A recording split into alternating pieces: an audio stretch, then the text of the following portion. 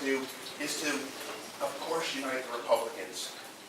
Of course, go get the substantial majority of the independents that are available for it. But I can also go and get the Reagan Democrats and the urban Democrats that are itching to leave a coalition, the Democratic coalition, that doesn't work for them anymore. Final 2 points, and then I'll let you turn it over to Beth and then Jeff. Manpower. We've got a campaign that's been running a general election strategy right from the beginning. You don't do what we did at the outset unless you're running for the general election day one. We have 30 people, boots on the ground, operations and infrastructure, running the general election. Can't wait till Can't wait till September 5th, the day after the primary is over. You got to be doing it the entire time. We've been doing it the entire time since we've been in this thing. Final point: money. We've got $3 million in the bank right now. $3 million in the campaign finance account. That is the highest of any Republican challenger for Senate seat in the entire country. Top one or top two or top three, depending on the measuring period. And more than 15 times my opponents here. Message is driven by manpower. It's driven by money. That's the way this thing works, guys. We've got to be in the game. We've got to have the answer. We've got to be able to drive resources, driving manpower, organization, execution, this entire cycle, driving the message. Thank you for letting me have the time, Jeffrey. Thank you guys for being here.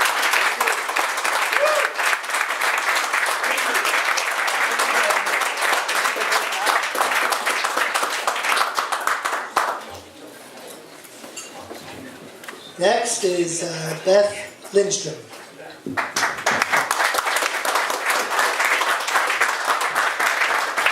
Hello, I'm Beth, and thank you so much, Jeff, for this opportunity, and thanks for all your efforts here. I am going to use the microphone so you can hear that in the back camera. So today was a special day for me, I have to admit. It was the day that my youngest son, Cooper, was on the campaign trail with me. He didn't...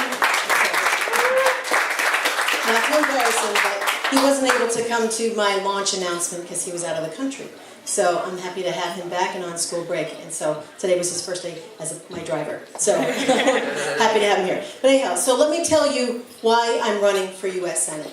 And the reason is because I would wake up in the morning and I'd watch the TV and I'd see Elizabeth Warren on the TV and then I would have an argument in my head and I decided, okay, well, you can't just have an argument in your head. You need to do something about it. So I've stepped into this race. Elizabeth Warren, we all know she's got to go, but how do we do it? And I would argue that I'm the best person to go up against her in the fall. And that's what we have to look at. What is the best contrast? Who is best there who can go at her toe-to-toe? So I have not been a candidate before. This is my first time running for office, but I have led large organizations and small groups of people to make progress on many levels. And so I'm going to tell you a little bit about my background. I grew up in Connecticut, and my father was from Worcester, my mom was from Sutton, so I have some Massachusetts roots. They divorced when I was 7, and if I wanted anything, I had to work for it. So I established a work ethic very early on in my life. And I put myself through undergraduate at UConn, and then shortly after that I moved to Massachusetts, and I started at the Republican State Party in 1987. Was anybody around in 1987?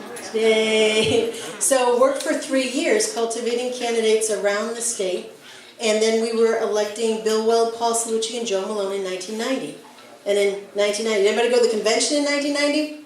Yay! So I ran that convention for 6,000 people because Ray Shammy wanted to be the most inclusive of everybody.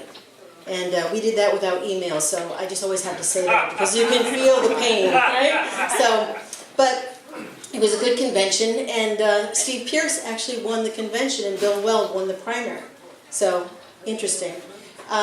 So as it went along, my political experience was that Bill Weld, Paul Cellucci won, and they asked me to go back and be the first woman executive director of the state party. So I did that. My other political experience is that I have been an advisor to Governor Romney when he ran for governor. And I ran many large events. I ran Women for Romney, and then he asked me to run his inauguration, and then he asked me to come work for him. So, in addition, from meeting Scott Brown during my time in the administration, Scott called me one day and said, hey, what are you doing? I said, why? Well, I think I'm going to run for U.S. Senate. I said, why? Well, that's a long story. Anyhow, but I jumped in to help him on a special election, and we won that race, and it was quite a ride. So we know it can be done. We know we have the excitement and the manpower here in Massachusetts to beat a Democrat. In addition, most recently, I was the president of a super PAC called Commonwealth Future, and that helped Charlie Baker and Karen Polito get elected last time. So what we did was we raised $10 million around the country, and we spent $8 million in broadcast advertising around Massachusetts, reminding voters that Martha Coakley didn't remember what the gas tax was. And we called that the gift that kept on giving, because it just moved the dial every time. So, but still, we only won by 40,000 votes. So I know how hard it is to win statewide. I've seen it through the years, and again, that's why we need to put our best candidate forward. That's my political experience. I've also had the privilege to have 2 senior positions in government. The first was at the lottery. I was down there for 7 years and became the first woman executive director. $3.5 billion operation at the time. We were the most successful, but we were also the most efficient in the country. And while I was down there, I had a 17-month-old and a 7-week-old, and I put myself through graduate school at Northeastern University at night while I worked full-time. So I had a little bit of drive. So the lottery was a great opportunity to hone in my management skills, and I also had the privilege to serve on Governor Romney's cabinet as Secretary of Consumer Affairs and Business Regulation. So I understand here, again, the balance between protecting consumers and making sure that businesses can thrive. So I have a few things on my resume that Elizabeth Warren has done recently, but I did 10 years ago. So again, there's some, point on point. But a couple of the things I'm very proud of at Consumer Affairs is it was very frustrating at the time because we were a debtor's society, minus 2% savings. So I thought of creating a financial literacy program. And we got that in many of the high schools, but it was after cabinet every day. I followed David Driscoll, who was the Secretary of Education, keep on poking at him and saying, we need to do something about this. How do we do it at no cost to taxpayers or minimal? And so what happened was that I said, can we take a free materials and curriculum from NEFI, National Endowment for Financial Education, marry it with getting teachers accreditation, and then we'll get the training in the schools, and everybody wins. And we did, and we launched that. And hopefully we at least educated a few high schoolers on the difference between a debit card and a credit card. So, proud of that initiative. Proud also of the work we did on culling out unnecessary regulations for businesses. We won an award from Pioneer Institute. And that was from the think tank in Boston because we did do that effort. And it was a big effort to make sure we updated and we made the lives of businesses easier. And lastly, at Consumer Affairs, we did so many things, but I don't know if you remember when you couldn't buy Geico or Progressive auto insurance, but we took the lead, Governor Romney and I, to introduce competition into the auto insurance market. First, we had to fix up the secondary market, which was a mess, but it was a lot of effort. We had to go around, talk to the editorial boards. We had to reach across the aisle to work with Democrats. Otherwise, it was not going to happen in Massachusetts. So that was a major effort up at Consumer Affairs, and it lowered rates for consumers. So that was my government background. I've also been involved in 4 startup companies. So I know what it's like to go raise capital, to use your own money, risk and reward. And so it is hard to start a business. 1 in 10 makes it in Massachusetts. But I've experienced that. I know what that is like. So when Elizabeth Warren asserts that you didn't build this, I can say I sure did. So, yeah. And lastly, I'm a small business owner. I have a shop with 7 employees. I know how to make a payroll, and I know you have to have enough money to pay the American Express card at the end of the month. So I understand the value of keeping costs low to businesses. I changed the workers from 1099s to W-2s, 2-week payroll cycle. It takes me 2.5 days of net profit to pay the payroll taxes. I get that. Elizabeth Warren doesn't. So again, who is the best person that can go toe-to-toe with her on stage and protect the values that we have of lower government, light touch regulation, and personal responsibility. So there is some fundamental differences. Elizabeth Warren feels that government should be in every part of your life. and I don't. Elizabeth Warren thinks that, you know, government creates jobs. I think people do. And when people create jobs, we create taxpayers, and that rises all boats. So, where I am on my platform, I want to be known as the jobs senator, because I do understand how important it is. If you have jobs, you have dignity, and that's what gets people going in our society and our economics working. So I want to make sure we thrive. We continue to thrive in Massachusetts. I went after Elizabeth Warren on the medical device tax. I don't know if anybody knows what that is, but these are surgical instruments, MRIs.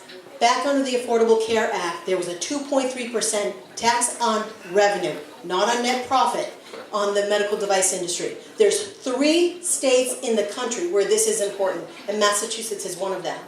So this came in, it went on a hiatus for a couple years, but just this past year, it was kicking back in January 1st. I wrote to Markey and to Warren saying, you have opportunity right now to get involved in the tax reform debate and get rid of this once and for all for Massachusetts. Represent the people who you should be representing, and crickets. So then, January 1st came, it kicked back in.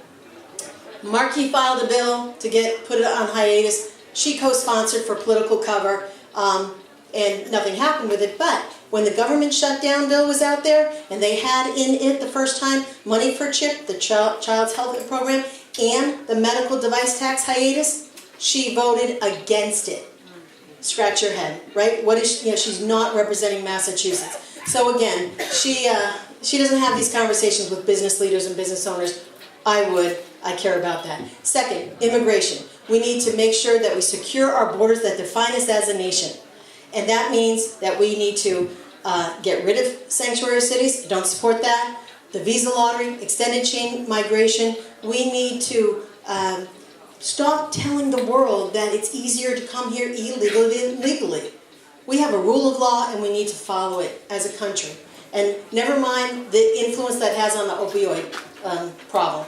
And lastly, Washington's dysfunction. With that, we should go back to our founders' original vision of a citizens' legislature. Go down to Washington, do your job, come back. So I'd be in favor of term limits. 12 years in the House, 12 years in the Senate. Yeah. You know? So if we can do that, I don't intend to make a career out of this job. It's not my intention. I want to be able to, what is your purpose in life, has been my question to myself in this last year as I decided to run. And, you know, I had to step forward, but this takes a lot of guts to step in front of people, talking to people, and be, you know, asked questions all the time. But we need citizens to step forward and to do that, and I'm doing that now. So Elizabeth Warren said that she wanted to write books, teach, and throw rocks. I'm not a rock thrower. My whole career has been on building relationships and being able to get things done for the organization, for the company, for constituents. So that said, if I am nominated in September, I would be the very first Republican woman ever in Massachusetts to run for the U.S. Senate. And I think that's a great story for our country. So thank you very much.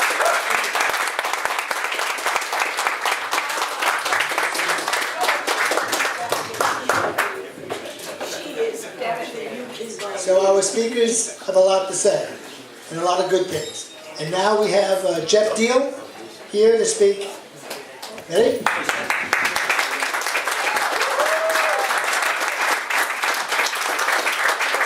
Is the camera using this microphone? Is this for the audio? Can I put this? Can you guys hear me okay without the microphone? Yeah, pretty good? All right, great. Thanks.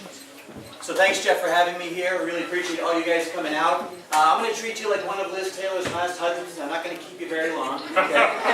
A lot of you folks know me because I've been serving in the legislature for the last 8 years. It's my final year in office, 4 terms, term limiting myself. I've also signed the pledge to only do 2 terms down in the U.S. Senate. I've also signed a no new taxes pledge, which I did here in Massachusetts with CLT. And I'm going to make sure that in office we find other solutions rather than continuing to go into your wallet. Okay? By the way, speaking of pledges, I also signed a pledge to serve the full 6 years, and I've given Elizabeth Warren the 6-year pledge. She has yet to return it. You guys think she's going to actually be serving 6 years for us, or is she going to be running for president in 2020? Yeah. Look, the reason I got into office in the first place was I was on the finance committee in my town of Whitman. You guys know on the South Shore of Whitman? Yes? Over the Toll House cookie? Can I get it for the Toll House cookie? It is the fake cookie. We beat Newton's fake Newton, all right? Anyway, I was serving on the finance committee because my wife and I were doing pretty well financially. I was working for a sign company out of New Bedford, and my wife and I opened a small business that she ran. It's a dance studio. She teaches acting and singing and dance and all that. It's been 16 years. We started it with our life savings. We were able to build a new building for it 3 years ago, and so it's been doing well. But look, I wanted to serve the people of my town on the finance committee because I was concerned about them, their kids, my kids, and I wanted to make sure that our schools were doing well, so I was the liaison to the school board. And that's when I found out that we had the state rep that was doing a horrible job. He had voted for Sal DeMacy, first of all, the third speaker in a row to go away to federal prison. You guys remember Sal? Yeah. Then he voted to raise our taxes from 5% to 6.25% with a sales tax. You guys remember this? Quick side note, my campaign a few months ago, volunteers got 11,000 signatures to get the rollback of the sales tax from 6.25% back to 5% on the ballot for 2018.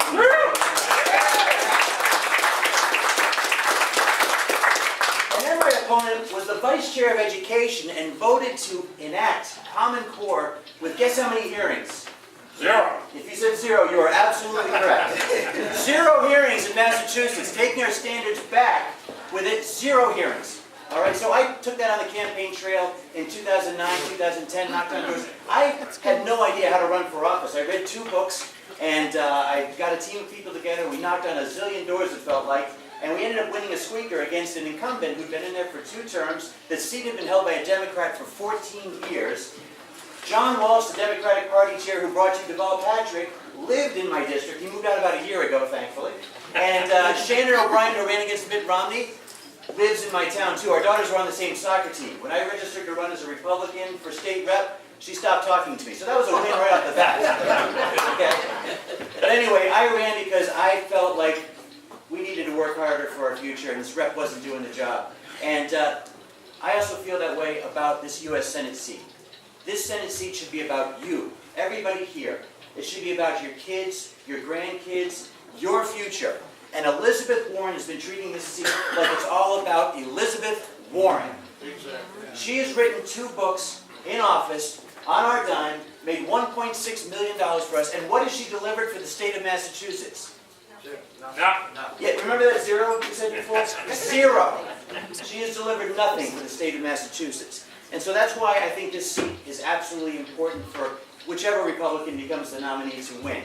And we can win this race, all right?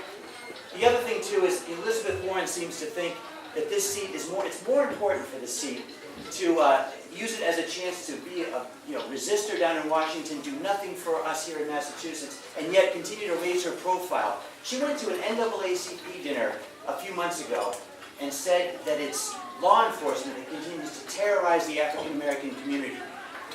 We don't need someone who is a divider like that, pitting people against race, against men and women. You know that she talks about the fact that businesses, small businesses, don't pay women enough in the workplace, and yet we found out last April on Pay Equity Day that she pays women in her office 71 cents on the dollar. Oh! Well, I mean, it's ridiculous, obviously hypocrisy. But the other thing, too, is, for me, I've been lucky to serve on Beacon Hill, trying to make sure that we serve our veterans with Valor Acts 1 and 2, making things better for Blue Star wives, Gold Star wives, for children of veterans who are coming into Massachusetts, leaving Massachusetts for our seamless education. Elizabeth Warren took 113 days to respond to a veteran from Lowell, John McDonald from Veterans Assisting Veterans, reached out to her office. It made the Herald, and it made national news when she did not get in touch with his office. Now, she has 3 offices, Washington, Boston, and I believe Springfield.